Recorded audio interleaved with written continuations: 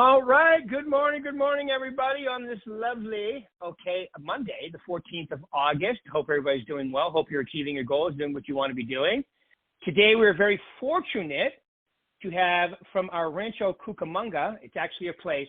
That's why they call it Rancho for short. Rancho Cucamonga, California. Beautiful place. We have Dina Anderson. Dina, please hit *6 so we can hear you, please. Unmutify. Good morning, Rick. Good morning. How are you? I'm doing well, thank you. It's sunny here in Rancho. It is. So that's good. It's probably sunny. It's going to be top out about 80 to get a perfect weather place. Yeah, not too bad today. All right, good. Well, you know what? I picked you today for and I think it'll become obvious to everybody on the call today quickly. So just tell them a little about yourself, how long you've been in the business, all that good stuff, please. Okay, all the good stuff. Well, good morning, everybody. Thanks so much for having me on too, Rick. I appreciate the invite to be included in your podcast, so thank you. I've been in a full-time agent for 2 years. I joined Berkshire Hathaway in September of 21, so just out of the pandemic. And a little bit about me, like my story, if that's kind of what you want me to share about. Well, so going back, I was born in New York, so I'm a transplant to California, but was 9, so pretty much lived here my entire life in Rancho Cucamonga. I'm married 31 years, and we have 17-year-old twins. They just started their senior year of high school. Awesome. My business background is in finance. I earned my bachelor's degree in business with a concentration in finance, and worked for a large consumer finance company for the better part of 10 years and managed top producing branches, ran everything from sales, operations, and even servicing and collections. I took some time away from the marketplace when we had our twins, and I was very involved in like all of the things, all the mom things, PTA, room mom, Little League, dance, just all that kind of stuff. Just really poured myself into everything that they were involved in, and all the things locally. I also helped my husband run his business, which he started in 2009. And just a few years ago, I really got a hunger to get back into the business. So I got my real estate license, interviewed with several local brokerages, and chose Berkshire Hathaway, and I jumped in with both feet, full time. So you sure did. Yes, you did. And give them an idea. Okay, so give an idea of, because I know give an idea of like, what is your goal this year and how you're doing so far? Well, as far as like my start of it really propelled the beginning part of this year, but kind of just going back a click or two, within my first month of starting at Berkshire Hathaway, I was blessed to get my first buyer, and I got them into contract quickly. And then I had a second buyer into contract soon after that, and it was amazing to get 2 buyers to successfully close in a challenging seller's market. And then I took some time away when I lost my dad in January of 2022, and my mom needed a lot of support. So I was on the sidelines for a few months, but I continued working with buyers, and I did secure my first listing just about 1 year in, and was really blessed to have closed that transaction for my clients, and it was amazing, Rick. And that particular listing led to 3 additional listings over the next few months, and that was the beginning of this year. And my business continues to grow. I'm closing my 6th listing this week, and since our last call, we do those coaching calls, and just this last week, I now have 5 sides in escrow. It's amazing. Right. I feel like it's just so amazing to be able to help so many people, and I feel really blessed about that. And I attribute a lot of that to all the tools that Berkshire Hathaway has, and the training, your coaching and all that that's provided to the agents and somebody like me. And Brock, my manager, he's been incredibly supportive through my training. And so as my business continues to grow, I want to continue helping people and building relationships and learning and growing. And I'd like to continue building and find ways to manage that, and just keep focusing on the people. And I feel like if you focus on the people, then the rest of the stuff will take care of itself as far as, the number of sides and that kind of thing. But it's really just gratifying to be able to, help my clients win, whether it's buying a house or selling their house. I mean, I've had so many wonderful stories about my clients and being able to help them in unique situations. So, yeah. Yeah. Well, it makes a lot of sense now too, because being the business background, finance that you have, your degree, and then having I think and I say this as a man, I say this all the time. I say that's why women make better realtors than men, because they're used to when you can be a mom and scheduling and all that, and you transfer that into real estate. I mean, that's the ultimate schedule, right? Ultimately, right? And then you can hear it in your voice, Dina. You have that tremendous fiduciary responsibility, the way you speak about your clients and so forth, which is so critical, that a lot of agents don't have, as you're finding out while negotiating deals. Some of the conversations that we have, some agents just don't get that, which is crazy, right? Thank you. Yeah. And I feel like on both sides, I've worked with some really great agents and people in the community that I've known and respected, and some have become mentors to me along the way and included me in things, and being able to collaborate with others and supporting one another in this business. There are a lot of great people in this business, but you're right. It's like sometimes you come across a couple that make it more challenging, and to advocate for your client sometimes creates uncomfortable conversations, either with your client about, how things are transpiring, or with another agent on how things, how you would like things to go for your client. So, but that's part of it. And, a lot of people probably say that the bar to getting your real estate license is low, but really successfully closing transactions for clients is hard work.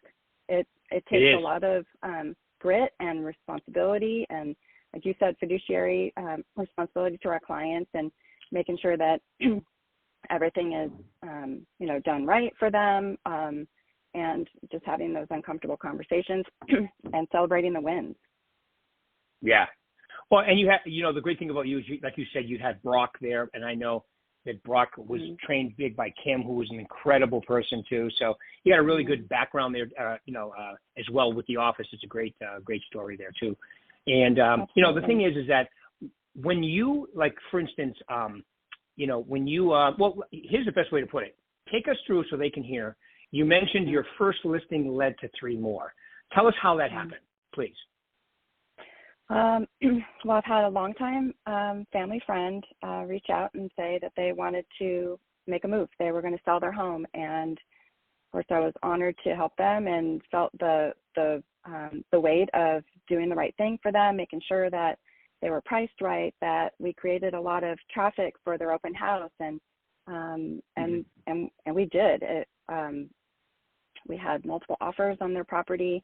When the first weekend, we got into contract on that following Monday, and I was so grateful that they had options to choose, which offer to accept.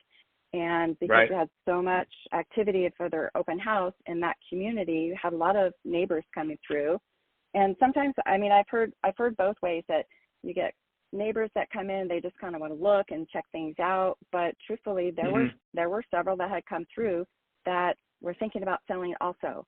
And so once that got into contract and we sold it within 30 days, and it went over asking price, I had another client, well, at that time it wasn't a client, but another neighbor had reached out and said, "Hey, I saw what you did with that sale there on that street. I would like you to sell my house." And I thought, oh gosh, this is that kind of call that you get. I was literally driving home from my son's baseball game, and I get this call from somebody saying, "I'd like you to sell my house." And I'm like, okay, am I on candid camera? Or is it, that's the dream, right? Is that we get those kind of calls. And so I met up with him, and his house had been on the market for almost a year. And he, with an agent that was out of the area, and they weren't doing anything to sell his house, and it really needed a little bit of, I don't know, zhuzhing up, to get it ready to hit the market again. So he canceled his contract with that agent, and because that was the only way I could get in,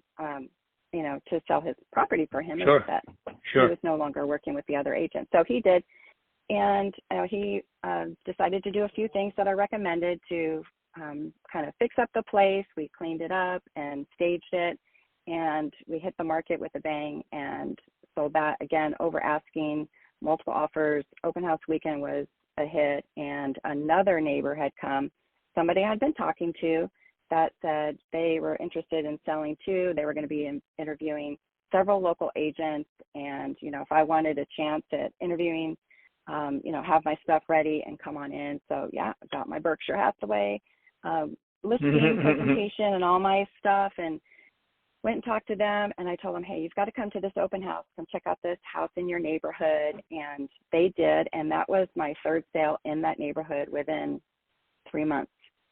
So that's awesome. It's like people say, 1, 2, 3 in a neighborhood, but I was lucky enough to get those additional clients, taken care of, and sold their home for what they were looking for and more. And then the client that purchased the first listing also wanted to sell their home. So technically, it's amazing, Rick. It really is how that first listing really propelled my business into so many things. So I'm so grateful for that very first call.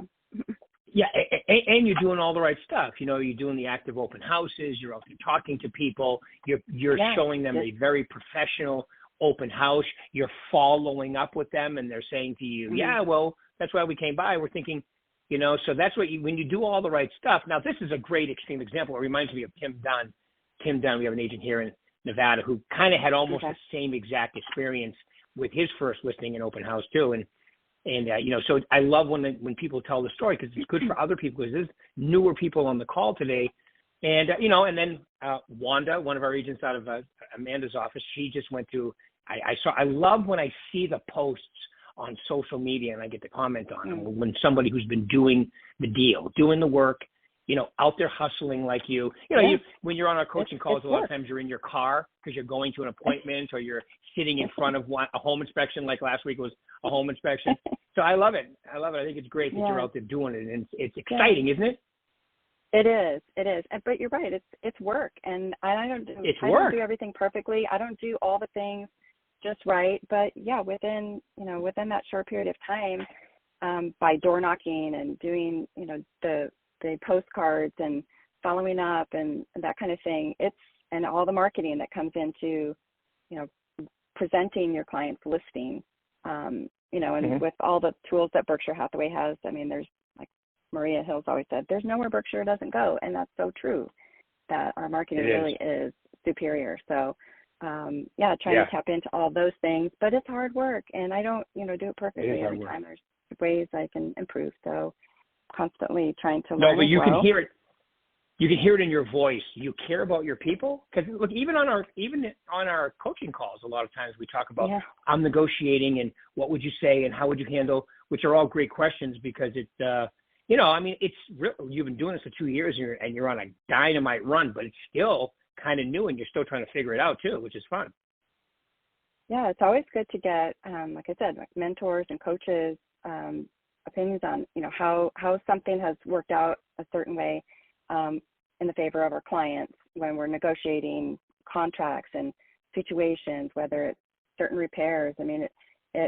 A lot of agents, and me included, when I post something on social media, it probably makes things look easy, or that, but it really does take a lot of work. And when we care for our clients enough, we want to make sure that we're doing it right for them, and advocating the best, and reaching out to I've got so many wonderful agents that have supported me and helped me along the way. I'm just so grateful. So, yeah. Now, do you think, and I really appreciate that. I agree. I think Maria Hill, I'm her listing presentation, the way she does the presentation out of the virtual agent center is incredible. And doing your own version of it, I think, is perfect, Dina, because you know, you gotta put your personality into it, right? I mean, and I see your social media posts too. So you're out there, you're working it, you're prospecting, you're sending out postcards, you're doing all the stuff that we ask you to do, and then you're adding your personality to it, which is great, right? And you're following, you're using the VAC. I mean, this is of course, it takes the right person too. You can't just go through the motions and expect to get the results. You have to have that, you know, and like I say, you can hear it in your voice. So do you think that your business background and your jobs prior it was a big influence in you being, as, you know, you're disciplined, you're doing things that probably had a big influence on you, right? I feel like it has, Rick. I feel like I've developed a strong work ethic from a young age. My parents instilled that in me, and when I was working full time, I mean, I've had other jobs too. That I've worked for the county and the marshal's office. I worked in escrow for a bit, a variety of other jobs, and just, you know, always worked hard at what I was doing, and having you know, a strong management career in consumer finance and having a lot of success there gave me a lot of confidence, and taking a little time away from the marketplace was good because it helped me develop new relationships. And, you know, you mentioned social media, and somebody close to me had said that my sphere really was activated because I had courage on social media right from the start. So when I dove in, got my license, and joined Berkshire Hathaway, I went full time. And full time for an agent sometimes means all the time, right? And then you've got to find time to take breaks.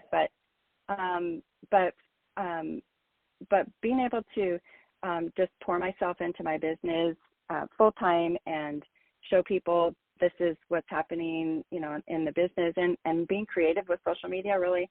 I mean, some people kind of, you know, my husband even sometimes like, oh, really, you're going to post that? Yeah, really, I am. And good for you. The creativity part of it, I like doing that. But I feel like, the business was, because I've had a successful career in business prior to real estate, and then the time following my kids around and joining everything that they were a part of, you know, and being part of ministries at church, and developing relationships with families along the way. You know, people know me in my community. I've lived here since I was 9. And so, you really developed your sphere into an organized, and like you say, and that's almost harder to do a social media thing, because they know you one way, and then all of a sudden they're seeing your videos and your posts, and it is a little hard. And I want everybody to hear that it's hard, but it's necessary, right? Yeah, and it's, thinking back on it now, I've been doing this 2 years full time, but in the beginning, when I was starting to post, literally right from the start, that, you know, I'm in real estate, I've joined this firm, and you know, people see that, and I think they were intrigued. And, you know, there were a lot of times we'd go places and they're like, oh my gosh, you're realtor, you know, you're so funny, or I can't believe it, and just being bold like that, to not, you know, not to be afraid to jump in and show people what I'm doing and what I'm about. So, I think a combination of all those things.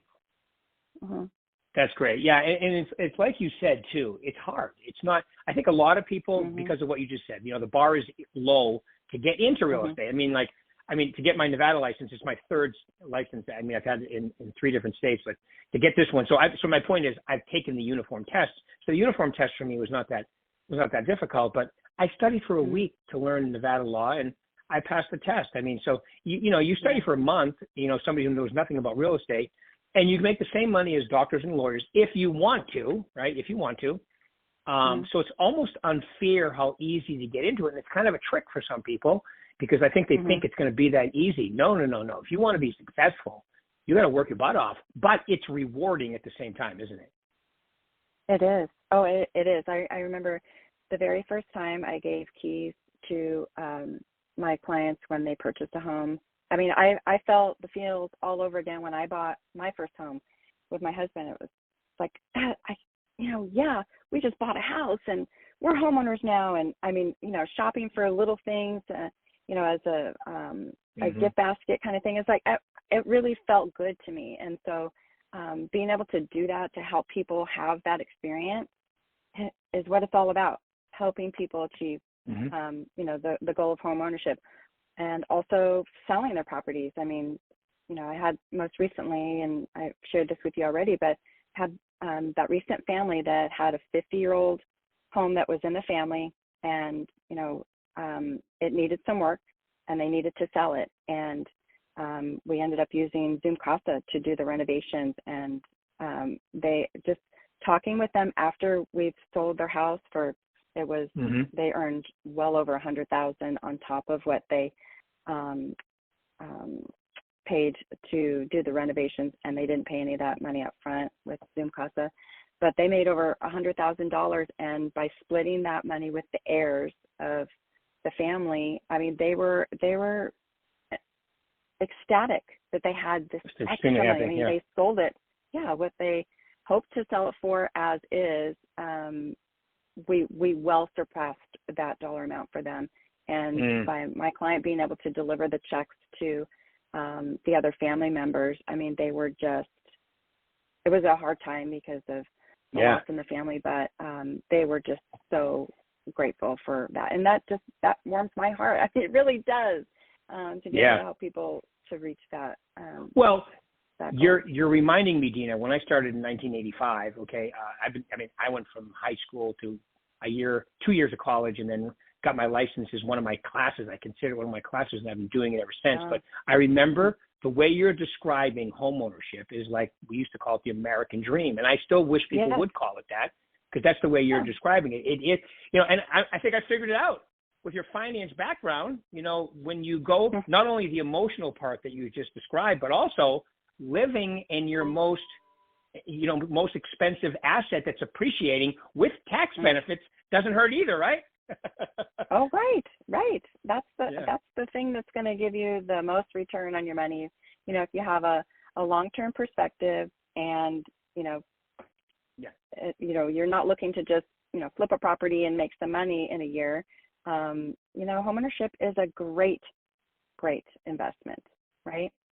And so even in today's market, is it a good time for people to buy?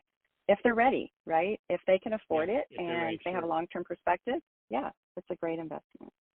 So, yeah. Yeah, and I know I'm a company guy, and I'm supposed to say this, but I believe this too. Just you think about what you did. So you have a business background. You came into Berkshire Hathaway. You learned all the tools. You know how to use the VAC. You know how to present it. Rather than trying and reinventing the wheel, you just jumped in. You even using Zoom Casa, putting deals together, making people happy. So you're taking your energy, your effort, and your business background, and you're loading it into. It's almost like, and I hate to use this as an example, but I'm going to, like a McDonald's. You buy a McDonald's, you follow the system, you make money. As a matter of fact, they don't even allow you not to. You have to go to Burger University for a month or whatever to learn how to use everything properly before they even sell you the $1 million name, right? So you jumped in, you're using it, and it's working for you, and it's exciting to watch. I'm so grateful. Thank you so much. I appreciate that. It's exciting even for me to see, what I'm able to do for my clients, and it's a challenge. I mean, it can be stressful. The responsibility of, like you said, this is people's most valuable asset, and to make sure that do right by them is a huge responsibility. And making sure that they get out of it what they had hoped, and guiding them along the way. We just do our best, and Berkshire Hathaway has so many tools. I'm so grateful. Yeah. Oh, well, thank you. No, I wish we had a whole bunch of people that come into the business with the same mindset, which is, hey, show up, follow the system. It works incredibly well. And you get, you add your own personality to it. Of course, you have, for sure. you do it your way, which makes it work, Otherwise, I mean, you have to have the drive, and you have to have the discipline to show up every day to produce. It's a big part of the equation, right? Right. And people won't trust us if they don't see that we're genuinely ourselves, right?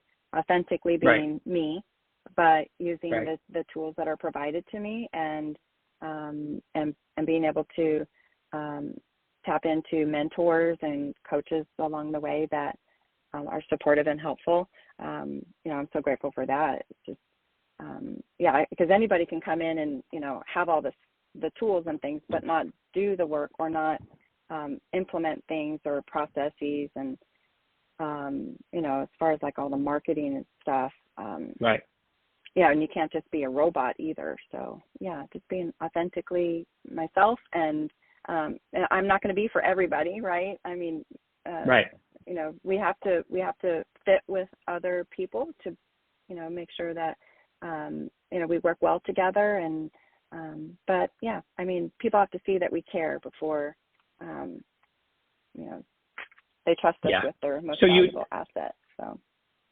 Right. So, and I love to ask this question, your top 3 things that got you to come out of the gate. And, I know 2 years is a long time, but it's really, you're still on the newer, right over the 2 years where I start calling agents seasoned, and you're right at that point now.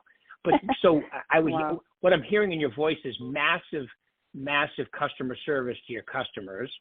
I would say another thing is the schedule that you follow, right? And what else would you add to that equation to help you get into the groove that you've got into? I'd say, well, first, like you mentioned, joining an established brokerage, that has a great reputation, and Berkshire Hathaway, I mean, for sure, and with great training, leadership, and support, and not being afraid to ask for help. It's uncomfortable sometimes, but Brock has been instrumental through my training right from the start, and I appreciate that. And being able to ask for help and all of that. And then I say all the marketing systems, like you touched on, being able to work on reaching out to your sphere of influence and be courageous in that. So that would include like social media, networking, and joining groups, or networking with people and other agents. And I've been so lucky to have other agents include me in things, and being a part of things in the community. But focusing on relationships, not transactions. So if we focus on the relationships, then the transactions will happen. But just focus on people, and the rest will take care of itself. So. Yeah, and really satisfying that fiduciary, and I keep calling it that because that's part of our license. But it's really, it's what it really is the golden rule, and then a little more. Really is what it is. Oh, for sure, and a little more, and sometimes a lot more. And sometimes there you go. Sure. Sometimes a lot more, because sometimes you get clients that are, it's an emotional transaction for a lot of people, and your job is to add logic to a situation where sometimes they can make wrong decisions.